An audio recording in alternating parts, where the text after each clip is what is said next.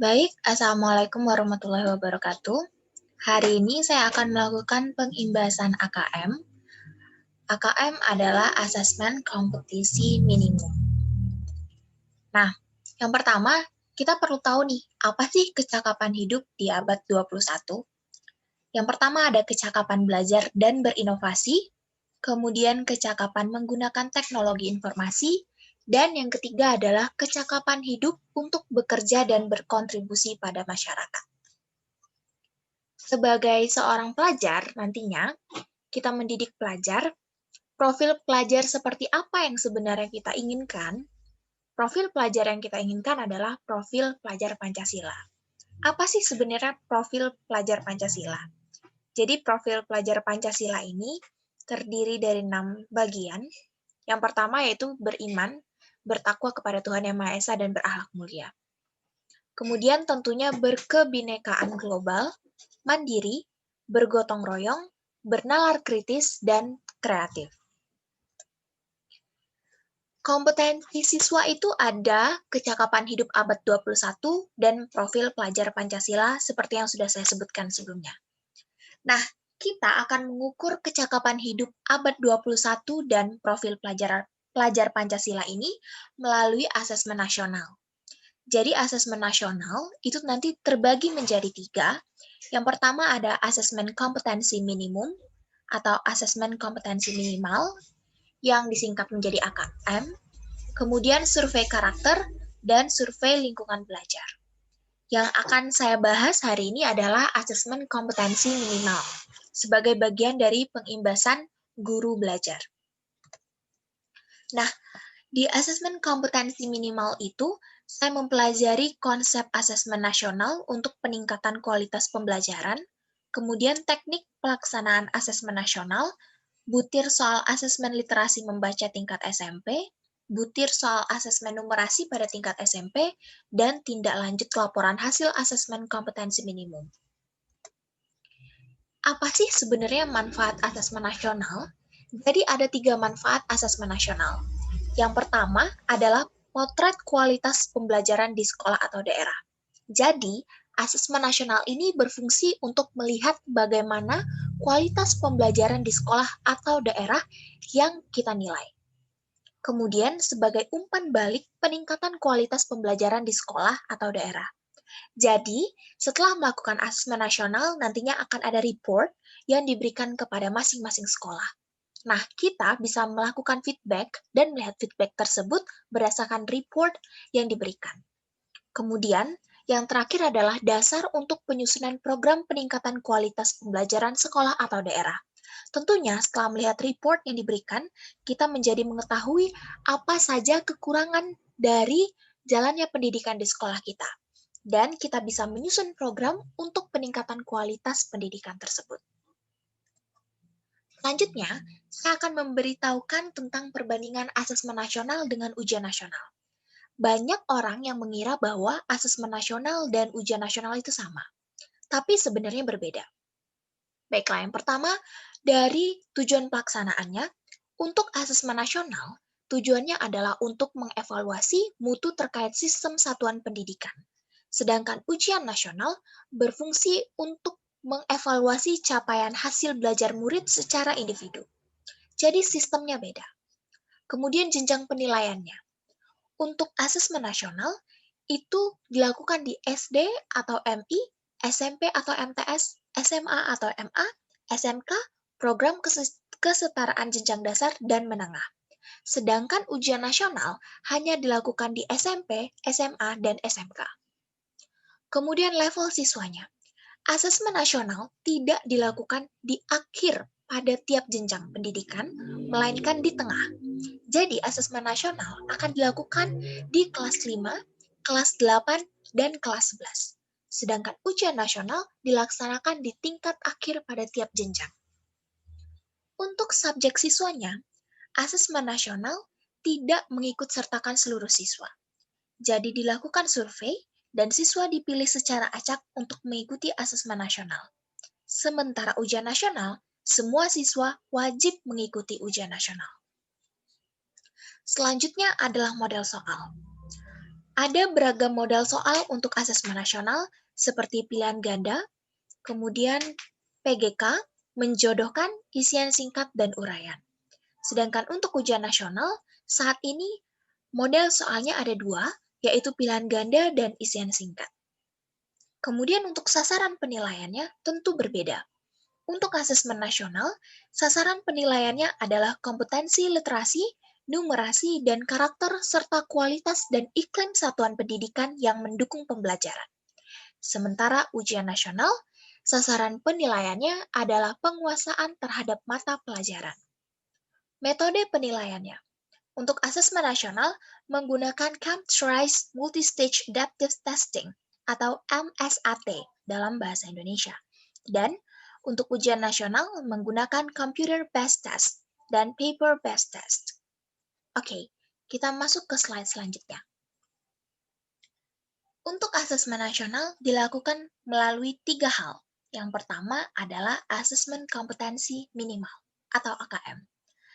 Selanjutnya ada survei karakter dan survei lingkungan belajar. Untuk AKM sendiri dilakukan terbagi menjadi dua. Yang pertama adalah asesmen literasi membaca, dilakukan dengan 4 tahapan, yaitu memahami, menggunakan, mengevaluasi, dan merefleksi. Dan juga yang selanjutnya ada asesmen numerasi, dilakukan melalui 3 tahapan, yaitu memahami, mengaplikasi, dan bernalar. Petunjuk teknik dan teknik pelaksanaan asesmen nasional. Jadi, asesmen nasional ini berbasis komputer dan tentunya bersifat adaptif. Pertanyaan yang disajikan juga bergantung dengan kemampuan siswa. Jadi, nantinya kita akan membuat soal yang sesuai dengan kemampuan masing-masing siswa di sekolah. Tentunya tidak semua siswa, namun beberapa siswa yang kita pilih secara acak. Selanjutnya, peserta AKM seperti yang sudah saya sebutkan sebelumnya, itu seluruh satuan pendidikan, tetapi tidak semua siswa, dan pemilihan sampelnya secara acak, jadi tidak dipilih berdasarkan nilai, namun random. Selanjutnya untuk jadwal pelaksanaan asesmen nasional ini, untuk AKM itu dilakukan selama 2 hari. Yang pertama, untuk hari pertama itu ada tes literasi selama 75 menit untuk SD, MI, dan paket A. Kemudian ada survei karakter 20 menit, itu masuk ke asesmen nasional. Dan untuk SMP, itu ada tes literasi 90 menit. Kemudian survei karakternya juga 30 menit. Di hari kedua itu tes numerasi untuk SMP dan paket B setara, yaitu tes numerasinya selama 90 menit dan survei lingkungan belajar selama 30 menit. Kemudian ini yang disebutkan sebelumnya bentuk soal asesmen kompetensi minimumnya. Yang pertama ada pilihan ganda, kemudian pilihan ganda kompleks, ada menjodohkan, isian singkat, dan uraian. Ini adalah komponen AKM literasi membaca. Kontennya ada teks informasi dan teks fiksi nantinya. Kemudian proses kognitifnya ada menemukan informasi, interpretasi dan integrasi, evaluasi dan refleksi. Untuk konteksnya ada personal, sosial budaya, dan saintifik. Sedangkan untuk komponen AKM numerasi, kontennya yang pertama ada bilangan, pengukuran dan geometri, data dan ketidakpastian, serta aljabar. Proses kognitifnya ada 3. Yang pertama ada step pemahaman, kemudian ada penerapan dan penalaran. Untuk penalarannya, bernalar dengan konsep matematika untuk menyelesaikan masalah bersifat non-rutin. Sementara konteksnya sama, personal, sosial budaya, dan saintifik. Untuk AKM literasi ada 4 detail tingkat kompetensinya. Nanti kita akan mengelompokkan siswa berdasarkan tingkat kompetensi yang dimiliki oleh siswa. Yang pertama adalah kelompok yang perlu intervensi khusus. Apa sih kelompok yang perlu intervensi khusus ini? Nah, ini adalah murid yang belum mampu menemukan dan mengambil informasi eksplisit yang ada dalam teks ataupun membuat interpretasi sederhana. Kemudian ada kelompok dasar. Kelompok dasar ini adalah murid yang mampu menemukan dan mengambil informasi eksplisit yang ada dalam teks, serta membuat interpretasi sederhananya.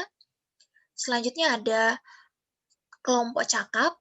Kelompok cakap ini adalah murid yang mampu membuat interpretasi dari informasi implisit yang ada dalam teks, mampu membuat kesimpulan dari hasil integrasi beberapa informasi dalam suatu teks. Dan ini tingkatan yang paling tinggi ada tingkatan mahir. Tingkatan mahir ini adalah murid yang mampu mengintegrasikan beberapa informasi lintas teks, mengevaluasi isi, kualitas, cara penulisan suatu teks, dan bersikap reflektif terhadap isi teks tersebut. Untuk numerasi juga ada tingkatannya, dan tingkatannya sebenarnya sama dengan tingkatan literasi. Yang pertama ada tingkatan kelompok perlu intervensi khusus. Detail tingkatnya adalah murid dengan kelompok perlu intervensi khusus ini, murid yang hanya memiliki pengetahuan matematika yang terbatas. Murid menunjukkan penguasaan konsep yang parsial dan keterampilan komputasi yang terbatas. Kemudian untuk kelompok dasar adalah kelompok murid yang memiliki keterampilan dasar matematika, seperti komputasi dasar dalam bentuk persamaan langsung, konsep dasar terkait geometri dan statistika, serta menyelesaikan masalah matematika sederhana yang rutin. Untuk kelompok cakap, itu adalah kelompok murid yang mampu mengaplikasikan pengetahuan matematika yang dimiliki dalam konteks yang lebih beragam. Sementara untuk tingkatan yang paling tinggi ada kelompok mahir, itu adalah murid yang mampu bernalar untuk menyelesaikan masalah kompleks, serta non-rutin berdasarkan konsep matematika yang dimilikinya. Nah, ini adalah penjelasan untuk kelompok murid yang perlu intervensi khusus. Kebutuhannya adalah sebagai pemula, siswa biasanya memiliki persyaratan belajar yang sama dan perlu mempelajari keterampilan dan konten yang sama. Kemudian struktur pembelajarannya untuk pemula yang bersifat mendasar, meskipun demikian kunci pembelajaran terletak pada alur pengajaran yang intensif dan program yang terstruktur. Caranya adalah membutuhkan strategi belajar yang lebih formal dan instruksional yang memberikan pengalaman dan kesempatan belajar yang serupa kepada semua siswa pemula. Pendekatannya bisa dilakukan dengan training atau pelatihan intensif. Untuk kelompok murid yang dasar, kebutuhannya siswa sebenarnya sudah mulai kompeten dan berusaha untuk mengasah keterampilan mereka serta saat mereka juga merasa nyaman, mereka bisa mengasah keterampilannya dengan baik. Kemudian struktur pembelajarannya, pembelajar untuk siswa dengan tingkat kompeten dasar ini masih didorong oleh program yang terstruktur, namun perlu mulai memperkenalkan lebih banyak variasi ke dalam desain pembelajaran untuk memenuhi kebutuhan individu yang muncul. Caranya dengan mengandalkan program pelatihan yang lebih maju, yang mencakup lebih banyak pelatihan, simulasi, dan pemecahan masalah. Untuk pendekatannya, bisa dilakukan dengan coaching, simulasi, dan pemecahan masalah yang sangat penting untuk meningkatkan kinerja dan tingkat kenyamanan siswa pada tingkat kompetensi dasar. Kemudian untuk tingkatan cakap, kebutuhannya adalah siswa dengan tingkat kompetensi cakap ini memiliki kebutuhan belajar dan persyaratan kinerja yang semakin unik yang seringkali tidak dipenuhi oleh program pembelajaran seperti pada tingkat yang sebelumnya. Struktur pembelajarannya dengan konten pembelajaran untuk siswa yang tingkat kompetensinya cakap menjadi lebih personal dan kurang terstruktur. Desain pembelajarannya mulai bergeser pada demonstrasi kinerja. Untuk caranya, itu diperkenalkan lebih banyak pada strategi pembelajaran informal. Dalam hal ini, konteks lingkungan belajar bertransisi dari ruang kelas ke konteks yang lebih real, lebih nyata. Untuk pendekatan yang digunakan, mengelola pengetahuan yang sudah didapatkan serta memberikan dukungan kinerja pada siswa dengan tingkat kompetensi cakap diperlukan. Pembelajaran sosial muncul sebagai kesempatan belajar dan kinerja di dalam konteks di luar sekolah. Dan tingkatan yang paling tinggi yaitu mahir, kebutuhannya adalah siswa yang telah mahir atau bisa disebut sebagai tahap ahli memiliki kebutuhan pembelajaran dan persyaratan kinerja masing-masing, master atau pakar. cenderung personal dan deskriptif mengenai dirinya sendiri, unik dan berbeda dengan yang lain. Untuk struktur pembelajaran, strategi dan lingkungan pembelajaran yang disesuaikan tersedia untuk setiap siswa mahir, termasuk peluang untuk melakukan lebih banyak penelitian secara mandiri dan kolaboratif. Kemudian untuk cara formal atau informalnya, bagi siswa dengan tingkat kompetensi mahir, pembelajaran merupakan aktivitas berbasis teman sebaya, kolaboratif, dan sosial. Mereka belajar dari satu sama lain.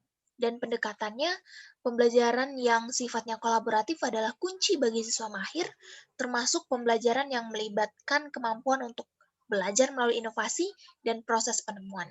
Menjadi guru, mentor, atau pelatih bagi orang lain adalah strategi pembelajaran penting lainnya. Ini adalah perbedaan dari pembelajaran berbasis kompetensi dan pembelajaran berbasis konten. Pembelajaran berbasis kompetensi itu berpusat pada kebutuhan, sementara pembelajaran berbasis konten berpusat pada materi pembelajaran. Untuk pembelajaran berbasis kompetensi, belajar untuk pemahaman konsep dan keterampilan. Sementara pembelajaran berbasis konten, belajar untuk cakupan materi. Pembelajaran berbasis kompetensi menunjukkan kinerja dengan penerapan konsep. Sementara pembelajaran berbasis konten menjawab serangkaian pertanyaan tes berdasarkan topik.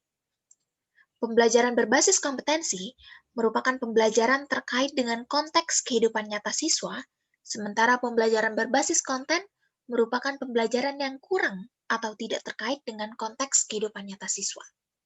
Pembelajaran berbasis kompetensi orientasi pada proses dan penguasaan kompetensi, sementara orientasi pembelajaran berbasis konten adalah pada nilai akhir. Kemudian, literasi tidak terbatas pada keterampilan membaca dan menulis yang cakupannya memberikan batasan pada pembelajaran bahasa saja. Bisakah kemampuan literasi dikembangkan dan diterapkan dalam pelajaran dan bahasa seperti matematika? Lalu bagaimana caranya?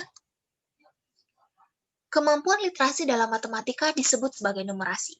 Numerasi memiliki proses perkembangan yang sepadan dengan kemampuan literasi, di mana seseorang mampu memahami simbol-simbol dan angka untuk memecahkan masalah. Dalam numerasi, keterampilan berpikir analitis dan menemukan sebab akibat juga dibutuhkan dalam pemecahan masalah yang berkaitan dalam kehidupan nyata, bukan sekedar menjawab soal. Lantas, bagaimana contoh praktik baik melatihkan keterampilan numerasi pada matematika?